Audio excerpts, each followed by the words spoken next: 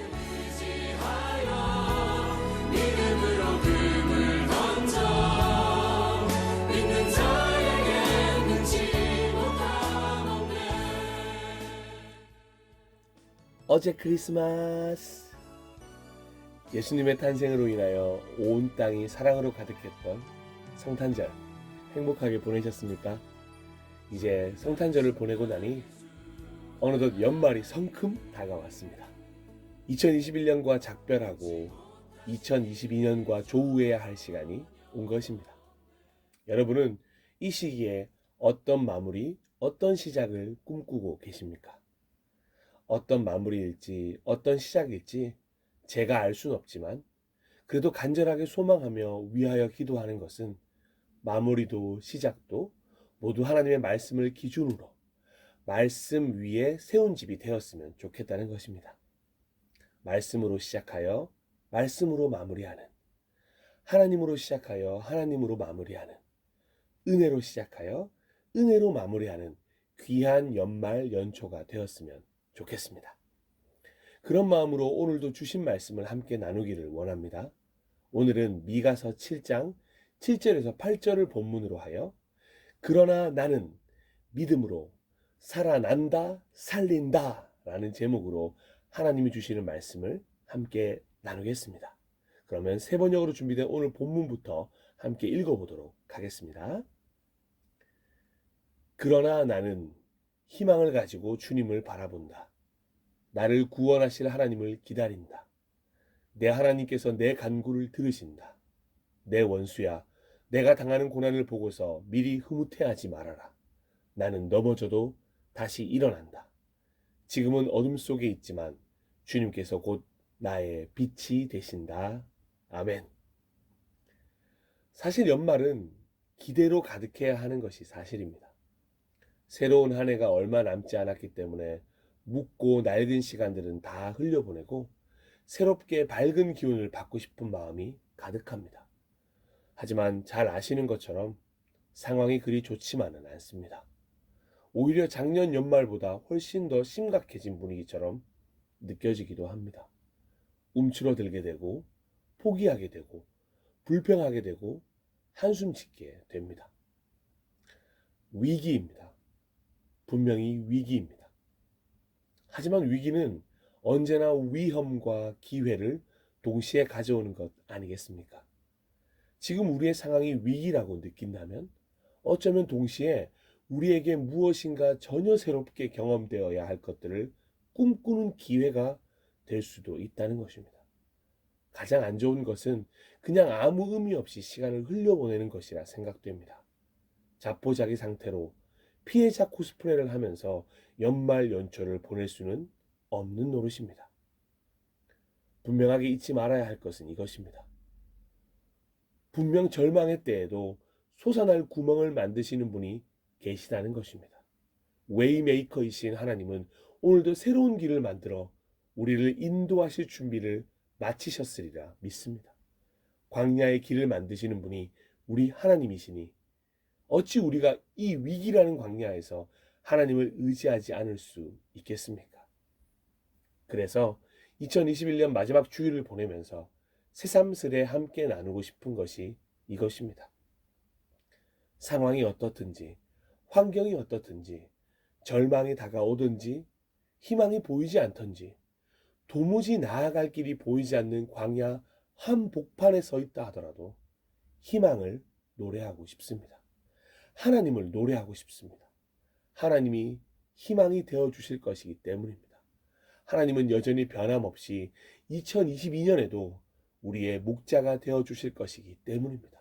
믿음으로 이렇게 고백해야 할 순간입니다. 여호와는 나의 목자시니 내게 부족함이 없으리로다. 아멘. 사랑하고 존경하고 축복하는 동역자 여러분, 2022년에도 우리가 우리의 목자가 되지 말았으면 좋겠습니다. 2022년에는 우리가 교회의 목자가 되지 않았으면 좋겠습니다. 그 목자의 자리를 하나님께 내어드리는 2022년이 되었으면 좋겠습니다. 그러면 하나님께서 부족함이 없도록 우리를 인도해 주실 것을 믿습니다. 바로 그것이 희망의 첫걸음이 될 것입니다. 그리고 바로 이 마음으로 오늘 노래하고 있는 선지자가 오늘 함께 나눈 본문을 기록한 미가 선지자입니다. 사실 미가서는 반복해서 절망으로 가득한 현실과 현재를 이야기합니다. 가지만 앙상하게 남은 과일나무, 허기진 배를 채울 수 없는 현실, 신실한 사람은 하나도 남지 않은 땅을 꾸밈없이 나열합니다. 사람을 죽이려고 숨어서 기다리는 자들과 이웃을 올가미에 걸어서 잡으려고 하는 자들만 가득한 세상. 악한 일을 하는 데는 이력이란 사람들이 득실거리며 탐욕스러운 관리와 돈에 매수된 재판관과 사리사욕을 채우는 권력자들이 서로 공모함을 고발하고 있습니다. 제일 좋다고 추앙받는 사람조차도 쓸모없는 잡초와 같고 가장 정직하다고 칭송받는 사람도 가시나무 울타리보다 더 고약하다고 느끼는 때라고 적나라하게 이야기합니다. 미가서를 읽어 나가다 보면 지금 시대와 너무도 닮아 있음을 발견하게 됩니다. 아니 어쩌면 지금 시대보다 더 절망의 시대라고 미가 선지자는 당시의 상황을 보며 이야기하고 있습니다. 하지만 미가 선지자는 이런 현실과 현재의 상황에 대한 나열로만 이야기를 끝내지 않습니다. 그 나열이 끝난 그때부터가 진짜 미가 선지자가 하고 싶은 이야기, 미가 선지자를 통해 주시는 하나님의 말씀입니다. 이런 절망의 상황이라고 할지라도 하나님은 미가 선지자를 통해 여전히 꿈을 꾸고 있다는 것을 말씀하고 계십니다. 그래서 하나님의 마음을 받은 미가 선지자는 당당하게 이렇게 선포할 수 있는 것입니다. 그러나 나는, 그러나 나는, 그러나 나는. 세상이 어떻게 미쳐 돌아가든지 희망 아닌 절망의 순간이라 하더라도 악이 판치는 세상일지라도 그렇다고 해서 세상에 무관심한 것이 아니라 그 세상 속에서 분명한 기준을 세우고 분명하게 선포하고 있는 것입니다. 그러나 나는. 이 선포가 미가 선지자뿐만 아니라 오늘 지금 이 순간 우리의 고백이었으면 좋겠습니다. 그래, 좋아, 어려워. 어려운 거 알아. 답답한 것도 알아. 말도 안 되는 것도 알아. 하지만 말이야, 그러나 나는 이라고 말하는 것입니다. 첫째, 그러나 나는 희망을 가질 것입니다. 하나님은 우리를 무엇이든지 소유할 수 있는 존재로 만드셨습니다.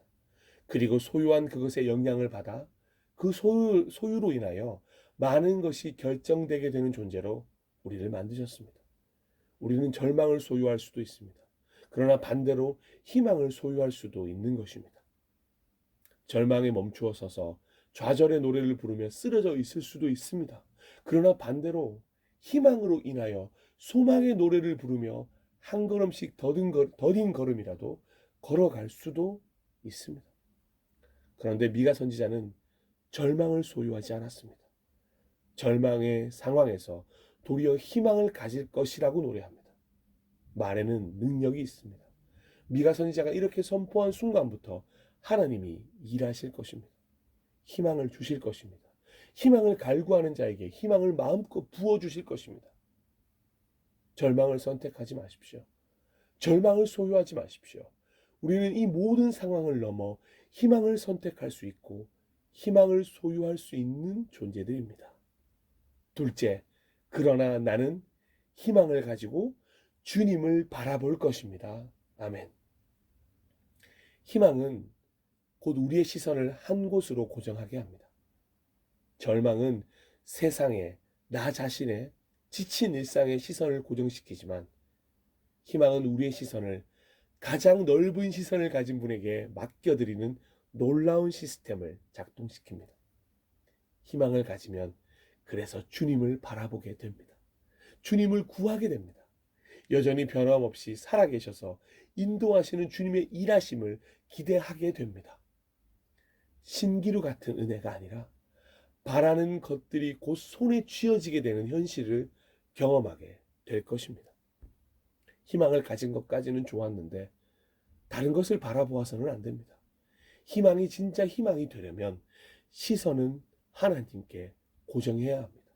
사실 희망의 다른 이름은 하나님을 바라봄이기 때문입니다. 셋째, 그러나 나는 구원하실 하나님을 기다릴 것입니다. 반드시 하나님이 구원하실 것입니다. 하나님이 이스라엘 백성을 잊지 않고 430년이라는 시간이 흘렀음에도 불구하고 출애굽시키실 때 소름 돋게 인정하게 되었습니다. 하나님은 반드시 구원하시는 분이십니다. 약속을 지키시는 분이십니다. 신실하신 하나님이십니다. 하나님은 이스라엘을 구원하기로 하셨습니다. 그리고 우리를 구원하기로 하셨습니다. 그러니 우리가 할 것은 기다림입니다. 확실히 결과를 믿고 기다리는 것입니다. 결말이 뻔한 드라마를 보고 있는 것이라 가끔 긴장이 풀리기도 하지만 몇 번이고 봤던 영화라 이미 모든 결과를 알고 있음에도 그럼에도 불구하고 또 보고 싶어지는 것이 바로 하나님의 구원입니다. 사람의 손을 기다리지 않습니다. 세상의 도움을 바라지 않습니다. 사람의 손은 세상의 도움은 오히려 우리를 구원할 것이 아니라 타락하게 할 것이며 변질되게 할 뿐입니다.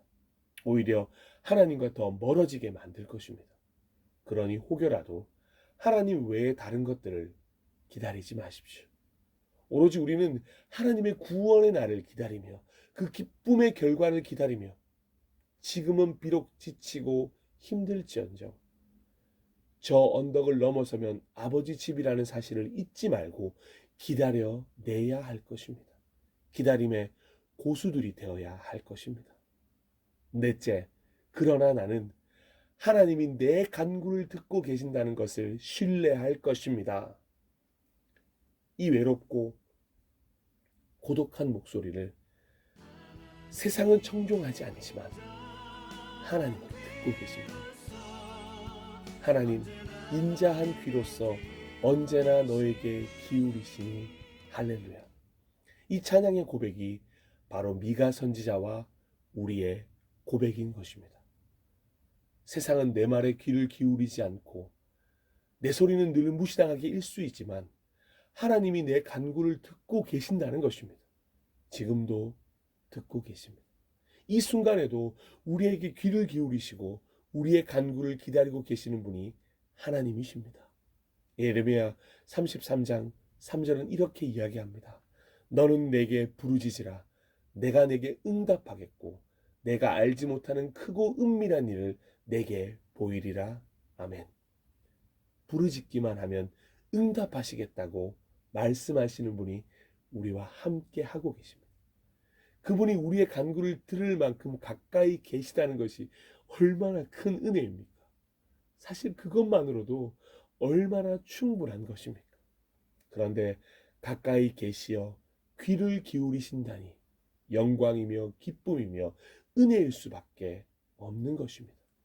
우리는 누군가 우리의 이야기를 들어주는 것만으로 회복이 되는 존재입니다.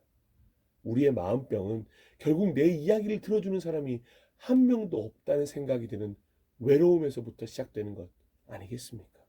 그러나 여기 하나님이 있습니다. 이렇게 선포하셨으면 좋겠습니다.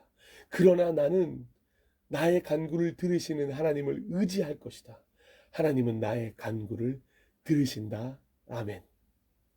다섯째, 그러나 나는 넘어져도 다시 일어날 것입니다. 저는 개인적으로 이 다섯 번째 선포가 가장 마음이 듭니다. 가장 마음을 울립니다. 넘어지지 않을 것이라고 성경은 이야기하지 않습니다. 넘어질 것입니다. 그러나 나는 넘어져도 다시 일어날 것입니다. 왜냐고요? 우리 주님이 있기 때문입니다. 그 사랑이 있기 때문에 툭툭 털고 일어날 수 있습니다. 그 넘어짐이 절망의 넘어짐이 아닌 성숙의 넘어짐이라는 것을 알기에 넘어지면 넘어질수록 더 큰 나로 세워주실 것이기 때문입니다. 세상을 보며 뒷걸음질 치다 넘어질 수 있습니다. 세상을 향해 달려가다가 죄악의 돌부리에 걸려 넘어질 수도 있습니다. 선과 정직과 공의와 정의를 행하다가도 얼마든지 넘어질 수 있습니다. 그런데 지금 미가 선지자는 넘어짐에 점을 찍고 있는 것이 아닙니다. 아무리 넘어져도 다시 일어설 것이라는 것, 일어날 것이라는 것에 포인트를 두고 있는 것입니다. 그러니 몇 번의 넘어짐이라고 할지라도 그 넘어짐을 무색하게 만드는 것이 바로 다시 일어섬이라는 놀라운 능력이라는 것을 우리 모두가 깨달았으면 좋겠습니다. 지친 어깨에 어루만지시며 피곤한 무릎을 일으켜 세우시며 다시 일어서게 하실 하나님이 바로 우리와 함께 하고 계십니다. 그러니 넘어지면 넘어진 채로 있지 말고 손을 내밀어 이미 우리에게 내밀고 계신 주님의 손을 잡으십시오. 그리고 주님과 함께 다시 일어나 손잡고 함께 전진해서 걸어가면 됩니다. 그것이 믿음의 여정 아니겠습니까? 넘어질 줄 몰랐는데 넘어졌다고 모든 것이 절망이라고 생각하는 초보 신앙에서 벗어나 넘어짐이 은혜로 가는 지름길이 되어 다시 일어섬의 생명을 잉태하도록 함께 믿음으로 이렇게 선포했으면 좋겠습니다. 나는 넘어져도 다시 일어선다. 거친 파도가 날 향해 와도 주와 함께 날아오를 것이다. 마지막으로 6번째, 그러나 나는 지금은 어둠 속임을 인정합니다. 하지만 그 어둠을 밝히 비출 주님께서 나의 빛이 되실 것이기에 두려워하지 않을 것입니다. 아멘. 예, 지금은 어둠의 시간이 맞습니다. 절망의 터널을 지나고 있는 중입니다. 상하 좌우 둘러봐도 칠흑 같은 어둠만이 가득합니다. 어디가 길인지 어디가 벽인지 구별조차 되지 않습니다. 그런데 괜찮습니다. 괜찮을 수밖에 없습니다. 주님께서 나의 빛이 되시기 때문입니다. 주님의 말씀은 내 발의 등불이요 내 길의 빛입니다. 아멘. 어둠이 뭐가 되수겠습니까? 절망의 터널이 무슨 문제가 될 수 있습니까? 상하 좌우 칠흑 같은 어둠이라도 상관없습니다. 어디가 어딘지 구별조차 할 수 없어도 문제 없습니다. 그 무엇도 빛 대신 주님을 막을 수가 없을 것입니다. 오히려 지금의 이 어둠을 즐기게 될 수도 있습니다. 어두우면 어두울수록 빛은 더 밝아지기 때문입니다. 그리고 주님께서 나의 빛이 되신다는 고백은 곧 이 고백으로 이어지게 되어 있습니다. 이사야서 60장 1절 말씀입니다. 일어나라, 빛을 발하라. 이는 내 빛이 이르렀고 여호와의 영광이 내 위에 임하였음이니라. 아멘. 그 빛이 우리 위에 임하였습니다. 그래서 우리도 빛이 되었습니다. 이젠 일어나 빛을 발해야 할 때입니다. 그래서 우리의 또 다른 이름이 소금이고 바로 이것입니다. 너희는 세상의 빛이다. 산 위에 세운 마을은 숨길 수 없다. 아멘. 2021년 마지막 주일에 하나님 앞에서 세상을 향해 이렇게 선포해 봅니다. 그러나 나는 희망을 가질 것입니다. 그러나 나는 희망을 가지고 주님을 바라볼 것입니다. 그러나 나는 구원하실 하나님을 기다릴 것입니다. 그러나 나는 하나님이 내 간구를 듣고 계신다는 것을 신뢰할 것입니다. 그러나 나는 넘어져도 다시 일어날 것입니다. 그러나 나는 지금은 어둠 속임을 인정합니다. 하지만 그 어둠을 밝히 비출 주님께서 나의 빛이 되실 것이기에 두려워하지 않을 것입니다. 그리고 이 6가지의 선포를 한 가지 선포로 줄인다면 결국 이 한마디가 될 것입니다. 그러나 나는 믿음을 가질 것입니다. 아멘. 사랑하고 존경하고 축복하는 예배자 여러분, 이제 2021년을 떠나보내고 2022년을 맞이하게 됩니다. 어떤 단어로 마무리하고 시작하시겠습니까? 혹여나 아직 정하지 못하셨다면 하나님이 오늘 주신 미가 선지자의 선포를 함께 나누고 싶습니다. 함께 소유했으면 좋겠습니다. 혹여나 다가올 2022년에 어떤 절망이 찾아와도, 눈물 흘리는 날이 다가와도, 도무지 이해할 수 없는 고통 속에서도 이 선포를 통해 다시금 희망을 노래할 수 있었으면 좋겠습니다. 그러나 나는 하나님과 동행하겠습니다. 그럼에도 불구하고 하나님과 함께 걷겠습니다 라고 말입니다. 마음껏 축복합니다. 2021년 한 해 멋지게 살아오신 모든 분들을 향해 뜨거운 박수와 위로의 인사를 전합니다. 정말 고생 많으셨습니다.